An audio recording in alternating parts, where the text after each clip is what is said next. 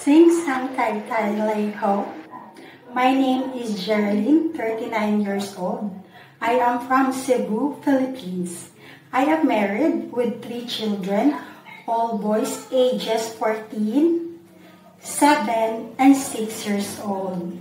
I graduated college in University of Cebu with a degree of Bachelor of Science in Commerce, major in Management Accounting.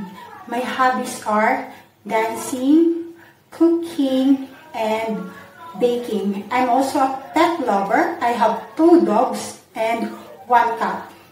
My expertise are taking care of children and elderly.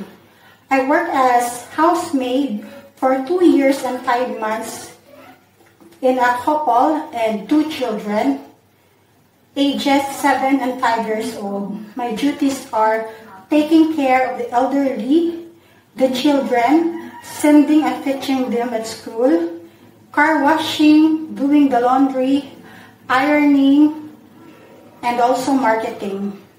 I want to work in Hong Kong because I want to earn and save money for my family, and I want also to experience the culture in Hong Kong. I am willing to take good care of elderly and newborn baby.